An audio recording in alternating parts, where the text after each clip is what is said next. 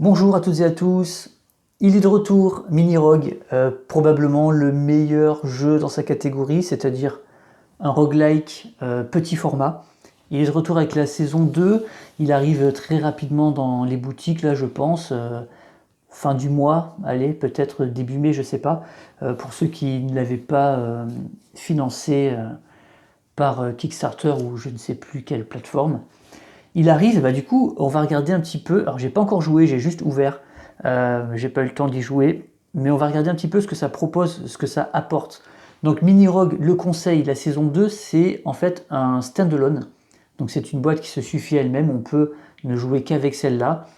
Ça serait dommage, mais bon, voilà. Peut-être qu'il y a des gens qui, sur Terre, n'ont pas Mini Rogue le premier du nom. Euh, mais ouais, peut-être que ça existe.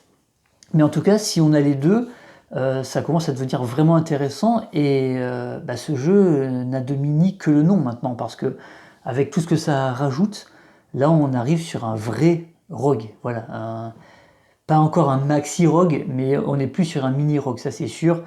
Maintenant, à l'instar de Set Watch, je pense que là il n'y a pas besoin d'en rajouter. Je ne sais pas si l'auteur a l'intention de partir sur une saison 3 ou d'autres extensions, mais honnêtement, là, maintenant, il y a suffisamment de choses. Le jeu était déjà assez sympa, mais là, ça double quasiment toutes les cartes qu'on avait, ça rajoute des choses, donc c'est assez incroyable. Donc on va regarder un petit peu ensemble une vidéo courte, juste pour voir un petit peu ce que le jeu propose. Bah, tout simplement, vu que c'est un standalone, donc une boîte qui se suffit à elle-même, il y a tout simplement la règle qui remplace en fait la règle du jeu de base. Alors je sais pas si c'est la même, hein, j'ai pas comparé chapitre par chapitre, mot pour mot, on s'en fout. Mais en tout cas, voilà, ils ont refait la règle. Peut-être qu'elle a été réécrite, parce il y avait, alors pas beaucoup, mais il y avait un ou deux passages où c'était un petit peu flou, euh, ou peut-être il manquait des précisions. Voilà, on va plutôt dire ça. Donc voilà, là, il y a la règle de jeu. Évidemment, il y a les règles additionnelles pour le conseil, puisque ça ajoute des nouvelles choses. Et ça ajoute quoi notamment? Ça va ajouter des nouveaux modules, ça va ajouter des nouvelles icônes. Vous voyez par exemple sauvage, donc des attaques plus fortes, des attaques à distance, des esquives, des choses qui n'existaient pas finalement dans le jeu de base. Euh, Ça rajoute la possibilité de jouer à 3 en coopératif. Jusqu'à présent, on pouvait jouer en solo ou à 2. Alors, j'ai jamais essayé de jouer à 2 en coopératif à ce jeu, mais pourquoi pas, hein, je veux dire, ça fonctionne peut-être très bien, j'en ai aucune idée. Euh, Ça rajoute évidemment des cartes. Ça rajoute aussi le module Overlord qui permet de rajouter soit un quatrième joueur, soit un joueur qui joue en fait les méchants. Un petit peu dans Slay the Spire, un petit peu comme dans, je sais pas moi, un ordre de Veillel nous faisait jouer le côté méchant, ben là c'est pareil. Et on peut aussi le jouer en mode automatique. Donc en forme, il marque mode automa, donc ça veut dire qu'on peut jouer seul contre le jeu. Donc ça, je suis très curieux de voir un petit peu ce que ça va, comment ça va fonctionner en fait, parce que le jeu est déjà très très bien. Si en plus ils ont rajouté un petit mode automa, ouais, je suis vraiment curieux. Et ce module Overlord, je pense, alors je dis peut-être des bêtises, mais je pense que c'est ces cartes-là, ces quatre ennemis-là. Il y a deux faces avec, il y a des cartes ici. Alors ça, c'est peut-être pour le mode automa. Je ne sais pas. Bon, il y a des cartes en tout cas. Il y a plein de choses dont je ne connais pas du tout l'utilité, comme ces cartes-là par exemple, ces quatre monstres, mais derrière, il y a un d'autres cartes qu'on ne connaissait pas. Donc ça vient sûrement avec des modes particuliers ou peut-être des donjons particuliers. Voilà, peut-être qu'on joue ces ennemis uniquement dans certains donjons, je ne sais pas trop. On va découvrir ça au fur et à mesure. Qu'est-ce que ça ajoute d'autre? Ça ajoute plein de choses, puisqu'il y avait aussi, dans la campagne, il y avait aussi l'extension montagne de la tourmente, qui elle aussi rajoute évidemment des nouvelles icônes, sûrement enfin oui, des cartes, des objets, des machins, enfin plein de trucs, des nouveaux persos, etc. Donc, Dans le jeu de base, on partait sur un plateau donjon double face. On pouvait descendre, s'enfoncer dans le donjon, ou alors on pouvait grimper la tour. Maintenant, on a 4 nouveaux lieux: la cité, la cathédrale, la nécropole, donc vous voyez avec des icônes complètement particulières, et la flèche. Voilà, donc on a des nouveaux lieux, donc ça c'est cool, ça renouvelle bien le truc. On a le plateau pour jouer justement le mode Overlord, donc pour jouer les méchants, ou pour jouer en mode automa. Voilà, à voir. Et puis je vais vous montrer un petit peu ce que ça rajoute. Donc on avait dans le jeu de base, alors dans le jeu de base déjà étendu, hein, on avait 1, 2, 3, 4, on avait 8 personnages. Dans le mode étendu, parce que je pense que dans le jeu de base, il devait y avoir que 4 persos, un par classe. Et puis, il y avait peut-être des contenus additionnels qui avaient été proposés. En tout cas, moi, j'avais 8 persos jusqu'à présent. C'était pas mal. Et là, en fait, cette saison 2 nous rajoute 1, 2, 3, 4, 5, 6, 7 personnages. Donc probablement des personnages qui sortent un peu de l'ordinaire, qui ne se contentent pas d'être juste le guerrier.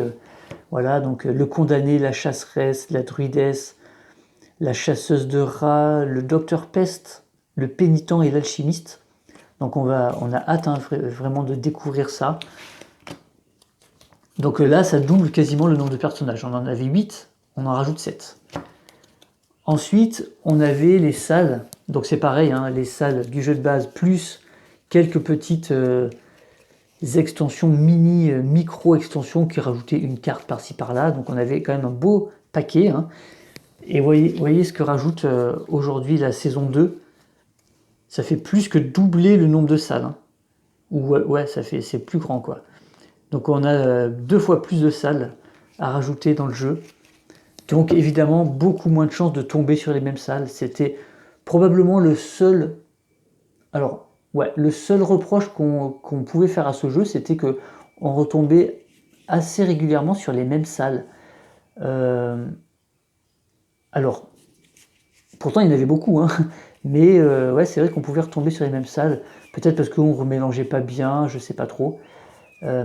Après, il y avait une variante, il suffisait de ne pas remélanger les cartes. Quand on changeait de niveau, toutes les cartes défaussées, on ne les reprenait pas.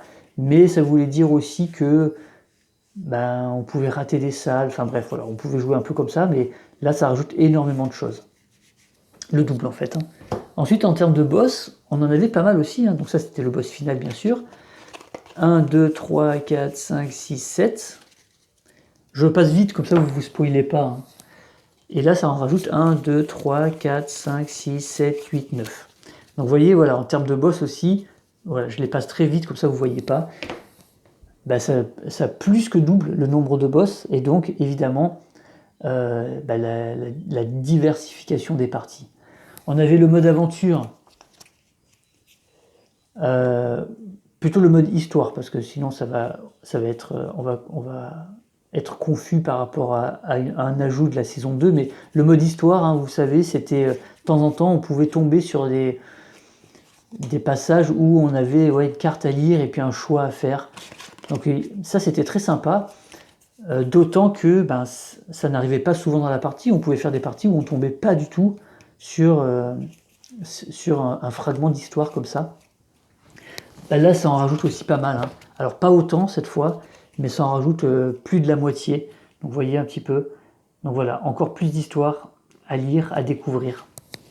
Et puis il y a aussi des nouvelles cartes. Vous les voyez au fond là, ici, avec un dos de parchemin, un dos de torche. Et puis il y a ces 2 cartes là, enfin 2 ou 3 cartes, 2 je crois. On dirait non 3, voilà, on dirait des artefacts. Donc je ne sais pas du tout à quoi ça sert, comment ça fonctionne, ni dans quelle extension ça arrive en fait. Donc c'est plutôt pas mal. Et puis il y avait, souvenez-vous, alors attendez, je vais essayer de vous retrouver un plateau. Alors moi les plateaux double couche, je les avais déjà en fait, hein, mais il y avait moyen de les récupérer à nouveau lors de la campagne. Il y avait déjà en fait un autre mode de jeu qui permettait un mode un peu plus RPG en fait, qui rajoutait de la difficulté, hein, parce que Le deuxième reproche qu'on pouvait faire à ce jeu, c'est qu'il était trop facile. Vous savez, dans la règle, ils nous disent, pour augmenter la difficulté, au début, à la mise en place, on pouvait réduire en fait les caractéristiques de départ en fait des joueurs. On pouvait rendre le jeu difficile en enlevant une nourriture et un PV aux caractéristiques de base. On pouvait rendre le jeu extrême en enlevant une nourriture et 2 PV. Et on pouvait rendre le jeu en roguelike en enlevant une nourriture, 2 PV et 3 pièces d'or. Et ben la plupart du temps, même en jouant en roguelike, on arrivait à aller au bout parce que, évidemment, dès qu'on comprenait un petit peu ce qui facilitait le jeu, c'est-à-dire augmenter l'XP pour avoir plus de dés à lancer, tout de suite le jeu devenait beaucoup plus abordable. Donc en gros, ce qu'il fallait faire, c'était rush l'XP, quitte à prendre des risques. Quand on avait le choix entre un XP et une nourriture, il fallait... la stratégie, évidemment, c'était run l'XP pour arriver facilement, le plus vite possible en niveau 2, pour gagner en fait un dé supplémentaire. Et dès qu'on passait à un dé supplémentaire, le jeu tout de suite il devenait beaucoup plus facile. Si on arrivait à 3 dés, là on roulait sur le jeu sans problème, quoi. Donc le jeu était trop facile. Maintenant il y avait ce mode que je vous dis qui était derrière. Et là c'était un mode un peu plus RPG où on pouvait faire évoluer son personnage. Et ce mode-là, moi je le trouvais beaucoup plus dur. Je sais même pas si j'ai gagné en fait avec ce mode-là, je sais plus en fait. Mais voilà, il y avait ça. Et maintenant il y a un mode campagne qui a été rajouté. Alors on va voir ce que ça donne, mais le mode campagne, alors est-ce qu'on le voit ici? Ah non, en fait c'est ça le mode campagne. C'est ce mode-là et je pense qu'ils ont rajouté des choses ou pas, je sais pas. Parce que là il y a un livret campagne en fait. Donc peut-être que c'est pour étoffer ce mini mode campagne qu'il y avait déjà dans la boîte de base. Voilà, donc avec des chapitres à lire, un petit truc. Alors c'est pas énorme, il y a même pas 50 entrées, quoi. Il y en a 49. Donc par rapport à d'autres jeux, ça peut paraître ridicule, mais il faut pas oublier que ça s'appelle Mini Rogue, donc voilà, c'est quand même pas mal tout ce que le jeu rajoute là. Ça fait vraiment plaisir. Donc si on combine le jeu de base avec l'extension Montagne de la Tourmente, avec la saison 2 qui s'appelle Le Conseil, avec tous les mini add-ons qui rajoutaient 2 cartes. Moi j'ai pris tout, tout ce que je pouvais prendre. On se retrouve avec des énormes, vous voyez, des énormes paquets de cartes de salles, un gros paquet de cartes de boss, un gros paquet de cartes de cartes histoire, avec des trucs partout. Maintenant il y a 6 donjons à explorer au total. C'est cool, quasiment plus de 15 héros à choisir. Et puis des petits trucs, par exemple la carte récompense, elle a été changée. Il n'y a plus le fantôme, derrière il y a un criminel. Peut-être qu'il est plus fort, je ne sais pas. Comme je vous disais, il y a ces cartes monstres avec ce dos de cartes, on ne sait pas ce que c'est. Donc voilà, il y a maintenant une carte au trésor qui rajoute des petites choses. Voilà, c'est des petits détails, mais ça rajoute. Voilà, à droite, à gauche, des petits trucs. Et puis, cerise sur le gâteau, ils nous ont mis, pour les meeples en bois, ils nous ont mis des petits autocollants, voilà, pour les personnaliser. Donc ça, c'est le médecin de peste. Donc on a le petit autocollant du médecin de peste. Alors on a toujours un meeple par classe. Moi, j'avais acheté ceux-là là, en plastique.